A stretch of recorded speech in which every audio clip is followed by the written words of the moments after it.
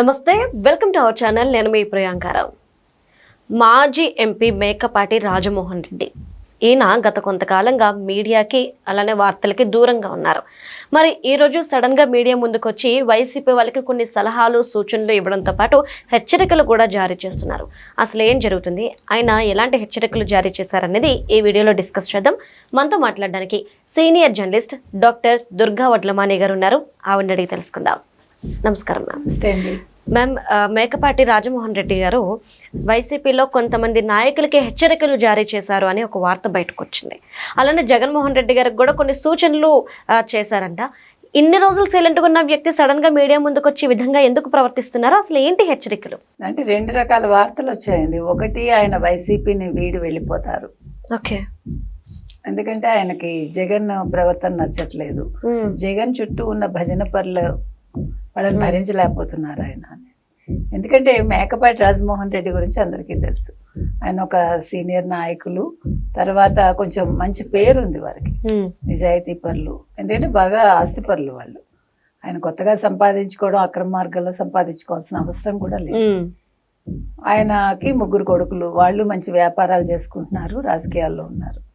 వాళ్ళ కొడుకు గౌతమ్ జయంతి సందర్భంగా ఆయన ఇలాంటి వ్యాఖ్యలు చేశారు అని తెలుస్తోంది. ఎందుకు చేశారు అంటే, ఆయన చూస్తున్నారు, అబ్జర్వ్ చేస్తున్నారు. ఆయన 16 నెలలు అయింది జగన్మోహన్ రెడ్డి ఓడిపోయి. ఆ పార్టీలో ఎవరికి వాళ్ళు ఇష్టానికి ప్రెస్ మీట్లు పెడుతున్నారు, మాట్లాడుతున్నారు. ఇంకా వాళ్ళు ఛాలెంజ్లు చేయడాలు, కూటమి ప్రభుత్వాన్ని, లేదు పోలీసులను ఇష్టానికి తిట్టడాలు, లేదంటే వాళ్ళు ఏం మాట్లాడుతున్నారో వాళ్ళకి తెలియకుండా మాట్లాడుతున్నారు. అంటే ఇంత ఓటమి పాలైనా కూడా ఎవరిలోనూ కూడా పశ్చాత్తాపం రావట్లేదు. మనం మన ప్రభుత్వ హయాంలో ఏం చేశాము, ఎందుకు మనం ఓడిపోయాము, సంక్షేమాలే ఒకవేళ మనకి రాజబాట అయ్యి ఉంటే ఈ పాటికి 175 వచ్చి ఉండాలి కదా. అది కాదు ప్రజలు కోరుకున్నది అనే విషయాన్ని వాళ్ళు అవగాహన చేసుకోవట్లేదు. అంటే జగన్మోహన్ రెడ్డి కూడా వీళ్ళ ట్రాప్ లో పడ్డాడు. ఆయన కూడా వీళ్ళని పెంచి పోషిస్తున్నాడు, ఈ భజన పరులని అనేది ఆయనకు అర్థమయ్యాక ఆయన ఒక వార్నింగ్ ఇచ్చారు. పెద్ద మనిషి తరహాలో ఆయన చెప్పారు, జగన్మోహన్ రెడ్డి ఇప్పటికైనా ఆలోచించుకో. నీ చుట్టూ ఉన్న ఈ ఎవరు కొడాలి నాని కావచ్చు, పేర్ని నాని కావచ్చు, లేకపోతే జోగి రమేష్ కావచ్చు, తర్వాత ఇంకొకళ్ళు ఎవరు రోజా లాంటి వాళ్ళు, ఇంకా మొత్తం అందరినీ ఆయన చెప్పడం జరిగింది. తర్వాత వల్లభనేని వంశీ, వీళ్ళందరి గురించి కూడా ఆయన మాట్లాడటం జరిగింది. ఇవాళ పేర్ని నాని కావచ్చు కేసులో ఉన్నారు అతను. తర్వాత కొడాలి నాని ఎక్కడున్నాడో తెలియట్లేదు, అతని మీద కేసులు ఉన్నాయి. తర్వాత జోగి రమేష్ మొన్ననే అరెస్ట్ అయ్యాడు, ఆయన తమ్ముడు కూడా అరెస్ట్ అయ్యాడు.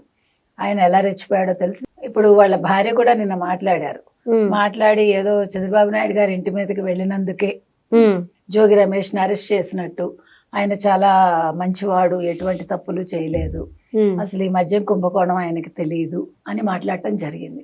సరే, ఏది ఏమైనా జోగి రమేష్ ఏం చేశారో ఇప్పుడు మీరు చూస్తే కనుక అయితే, మద్యం కుంభకోణంలో ఎలాగ మొత్తం అంతా సిట్టు తవ్వి తోడిందో ఇక్కడ కూడా అదే జరిగింది. అదే డొల్ల కంపెనీలు, అదే ఏమంటారు డబ్బంతా కూడా ఎట్లా వాళ్ళు డంప్ చేశారు, తర్వాత వాళ్ళు ఎట్లా అక్రమంగా అన్ని పనులు చేశారు, ఎలాగ వీళ్ళు సారాయి అంటే కల్తీ మద్యం కాశారు, తర్వాత దాన్ని ఎట్లా పంపిణీ చేశారు, ఇలా ప్రతి ఒక్కటి బయటపడుతుంది.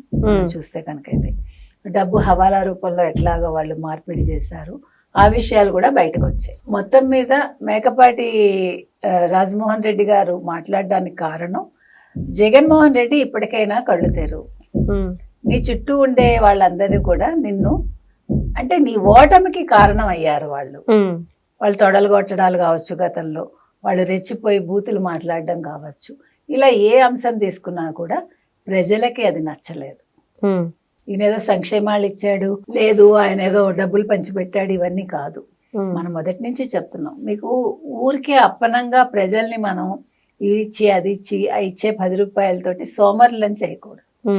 మీరు కనుక గమనించారంటేనండి, రాను మీకు వృత్తి పని వాళ్ళు లేకుండా పోతున్నారు. అది పని వాళ్ళు అనొచ్చు, కార్మికులు అనాలు, పదం నేను మాట్లాడిన తప్పైతే ఒకవేళ. అంటే వృత్తి తెలుసున్న నేర్పరులు లేరు ఇప్పుడు. అవునా? అవును. మీకు తెలుసో లేదో, ఊళ్ళల్లో కొబ్బరికాయ దింపు తీయాలంటే మనుషులు దొరకట్లా. అవును. అవి పండిపోయి ఎవరి మీద పడతాయో అర్థం కాదు, మట్టలు రాలిపోతాయి, కొబ్బరి మట్టలు. అవును. మీకు కూడా అనుభవం అయ్యి ఉంటుంది, అవును. ఎందుకంటే మా ఊళ్ళలో జరుగుతున్నది అది. అవును. అంటే ఎందుకని మీరు ఉచిత బియ్యం అంటారు, ఉచితంగా ఇంకేదో ఇస్తారు, ఇంకేదో డబ్బు ఇస్తారు, వాళ్ళు ఏమవుతున్నారు? సర్లే ఫ్యామిలీ మొత్తానికి ఒక ప్యాకేజ్ లాగా వచ్చేసరికి వాళ్ళకి పని మీద ఆసక్తి ఉండట్లేదు. ఇప్పుడు కూడా మనిషి నేర్చుకోవాల్సింది పని. పని మన చేతుల్లో మన పని ఉంటే మన అడవిలో పడేసినా బతుకుతాం.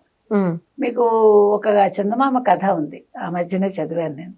ఎంత బాగుంటుందంటే, ఒక యువరాజు అట్లా వెళ్తూ ఉంటే గుర్రం మీద ఒక అమ్మాయిని చూసి ఇష్టపడతాడు. ఆ అమ్మాయి చేనేత కార్మికులు వాళ్ళు. ఓకే. సో అలాంటి అమ్మాయిని ఇష్టపడి పెళ్లి చేసుకోవాలనుకుంటాడు. ఆ అమ్మాయి ఒకటే అడుగుతుంది, నీకు ఏం వృత్తి వచ్చు అని అడుగుతుంది.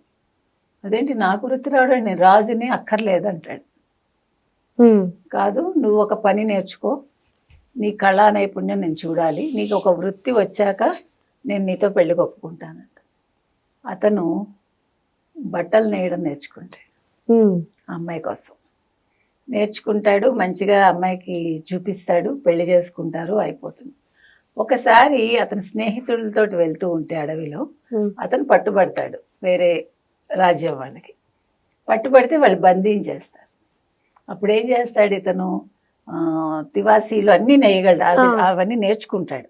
సో వాళ్ళని అడిగి అవన్నీ తీసుకుని, ఎలాగ బందీగా ఉన్నాను కదా, నాకు కొంచెం ఇది చేయండి అని, అందులో మొత్తం తను ఎక్కడెక్కడ ఉన్నది అందులో తను నేసి మొత్తం గుర్తులు అవంతా పలానా చోట ఉన్నాను అని, దాన్ని వాళ్ళ ద్వారానే మీరు మా దేశానికి పంపించండి అని చెప్తాడు. వాళ్ళు ఒప్పుకుని పంపిస్తారు. అది ఈ అమ్మాయికి చేరుతుంది. చేరితే దాని సాయంతో అమ్మాయి గుర్తుపట్టి ఎక్కడున్నాడో ఆ రాజ్యం మీదకి యుద్ధానికి వెళ్ళి ఆ యువరాజుని విడిపించుకుంటుంది. అంటే నేను చెప్తున్నది అది. అంటే ఇది అసందర్భం అని అనుకోవద్దు మీరు, వృత్తికి ఉండే విలువ అలాంటిది. కాబట్టి మనందరం కూడా ఉచితాల కంటే కూడా, మాకు ఉచితాలు వద్దు, మాకు అభివృద్ధి కావాలి, మాకు ఉచితాలు వద్దు, మాకు ఉద్యోగాలు కావాలి, మాకు ఉచితాలు వద్దు, నైపుణ్య శిక్షణ ఇవ్వండి. ఇప్పుడు చూసారు కదా, జనవరి 1కి ఆంధ్రప్రదేశ్లో రాబోతోంది క్వాంటమ్ వ్యాలీ. వాళ్ళకంతా 1056 మంది ప్రొఫెసర్స్ రాబోతున్నారు వాళ్ళకి శిక్షణ ఇవ్వడానికి, వివిధ దేశాల నుంచి. అది అంటే నేను అంటున్నది మీకు ఇప్పుడు అర్థమైందా? అంటే నేను చెప్పే మాటలు చంద్రబాబు నాయుడు గారు ఆల్రెడీ ఆచరణలో పెట్టారు. ఓకే, అది కావాలండి. అంటే మీరు అనుకోవచ్చు, ఏంటండి ఈ చంద్రబాబు నాయుడు గారి పని లేదు, ప్రజలకు ఏమి చేస్తున్నాడు ఈయన, మీరంటే not you, in general I'm talking అనుకోవచ్చు. కానీ ఇవాళ ఒక చెట్టు మీరు నాటితే దాని ఫలాలు 5 ఏళ్ల తర్వాత రావచ్చు, అంతే. కానీ చెట్టు నాటుతున్నారుగా, అంతే. ఇప్పుడు ఆయన ఆ రోజు 2020 అంటే నవ్వారు, ఆ రోజు కంప్యూటర్ అంటే నవ్వారు. ఎంతమంది సాఫ్ట్వేర్ చిన్న చిన్న కంపెనీలు పెట్టుకుని కోట్లు సంపాదించుకున్నారు ఆ రోజులు. నేను అనేది ఎప్పుడు కూడా, ఈవెన్ ఏదైనా మీరు కనిపెడితే కూడా ఒక శాస్త్రవేత్తగా మిమ్మల్ని చూసి ప్రజలు నవ్వుతారు. నవ్విన నాపచేన ఎప్పుడూ పండుతుంది. అందుకని ఇవాళ మేకపాటి గారు ఇచ్చిన ఒక సలహా ఏదైతే ఉందో, ఆ సలహా అనేది జగన్మోహన్ రెడ్డి స్వీకరించాలి. మంచి సలహాదారులు పెట్టుకోమని చెప్పాడు ఆయన మొన్న. నీ చుట్టూ ఉండే వాళ్ళందరినీ నువ్వు పక్కకు పెట్టు, నీకు సరైన సలహా ఇచ్చే వ్యక్తిని పెట్టుకో అని చెప్పారు ఆయన. అది నిజం.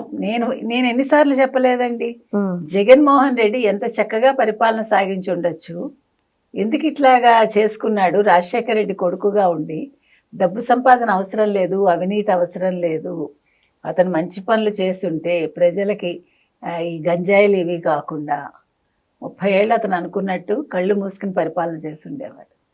అదే అంటారు కదా, రాత రాజ్యాలు వెళ్ళమంటే బుద్ధి బురదలో దూకుతాను అందుట, అంతే. అలా అందుకు ఉదాహరణే Jaganmohan Reddy. Right. Thank you so much మా.